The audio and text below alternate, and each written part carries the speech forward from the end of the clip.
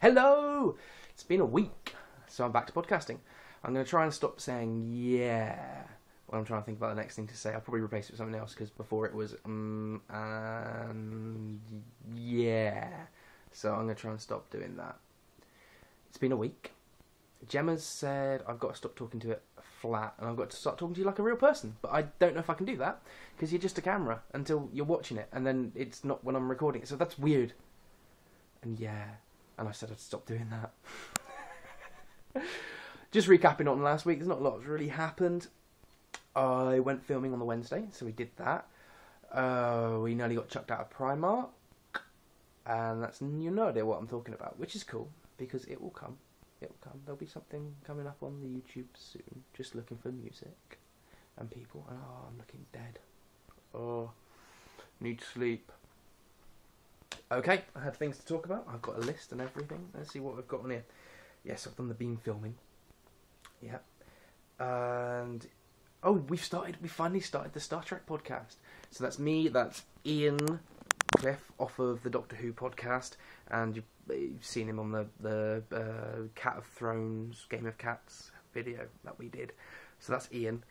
And we've got two others. We've got Ian's brother, Alan, and we've got Ramin. So that sounded really good. We recorded 3 episodes, and we're going to try and get a few more. We'll probably do them in blocks of 10. So we'll get 10 episodes done, and then we'll start uploading it. And then I can start on Project TNG, which I probably haven't spoken about yet. But I'll leave that until closer to the time. So that's good. That's going well. Right. Onto the collectible card games front. Are they still called CCGs?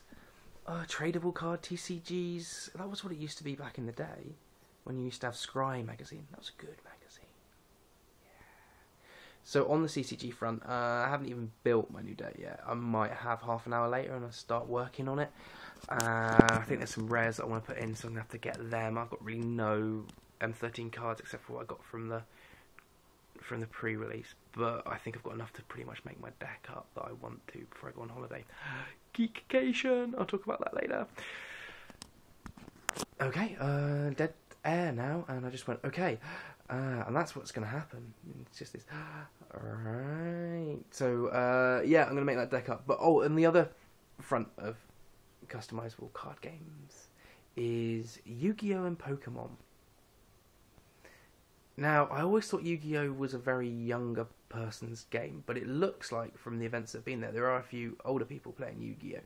And probably Pokemon as well. I think you have to be very into Pokemon to be able to play it, but I'd like to give it a try. So what do people think? Have they ever played Yu-Gi-Oh! And Pokemon before? Is it worth giving a try, or is it not?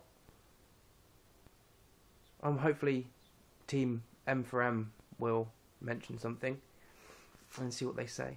So what am I giving it a try? But I can't really afford, with all the comics that I buy and all the magic cards that I want to buy but can't afford. I wanted to get a toolbox, but I don't think I can. What with other things coming up and car insurance and leading a real life.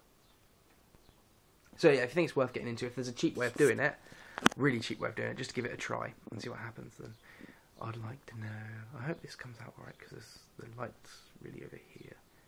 And then that, oh, I can go like that. I don't know. Okay, comics. We'll get on to comics then. The last issue of the Night of the Owls finally come up. The final episode. That was good. One big fight scene. Basically, the last 2 comics of Batman have been massive fight scenes, so we like that. And it's really good. And it's the final part of the Alfred story in the back of that as well. So that was cool. So that's Night of the Owls wrapped up. Oh, give it a read. Wait for it to come out for hardback if you want to. I don't know how many. They'll probably do it onto 2 trade hardbacks or something. Oh, I'm moving. Sorry. I'm really uncomfortable where I'm sitting. Yeah. So, Night of the Owls is good. Still not reading any Watchmen. And there's nothing else really going on. There's all the bits and pieces. The Zeros will be out in a couple of months' time, so they should shake things up a little bit. We've just had Comic-Con, so I need to catch up on all of the DC news from there. Marvel vs. X-Men issue 8 is out soon, so that means 8 more weeks until that's all wrapped up. So cool. Comic front is strong. What else have we got? We're carrying on with the Buffy and the Angel. That's going well. About 3 episodes into each. So Lorne's back in Angel, and Willow's back in Buffy. It's very parallel. Oh, and Cordelia turns up at the end of the Angel episode as well, not knowing who she is. So we've got fun amnesia, Cordy, to deal with for a while. I think it goes downhill for a bit now. We've nearly finished Firefly. I'm hoping this week we will finish the last episode of Firefly, get to show Gemma the movie, and we'll do a Unusual Suspects podcast, which is going to be another podcast that I want to start bringing out. That one's just about any random topics that we want to talk about. So we're going to kick that off with Firefly. Might save it until 2 weeks' time and do it when I come back from holiday. Should I talk about the holiday? Really excited. Week Sunday, we are going to go to York. There's 9 of us going. Unfortunately, we were hoping for a 10th, but... Right, get this. Where we've booked a big house with lots of beds and stuff, and it sleeps 9. But I did the maths, and it should, in theory, sleep 10, because it's got X amount of double beds and like some twins and stuff like that. But one of the double beds is 4 foot. And so they can't sleep 2 people. They call it a double bed, but it's 4 foot. I mean, what's up with that? It's a bit crappy, really.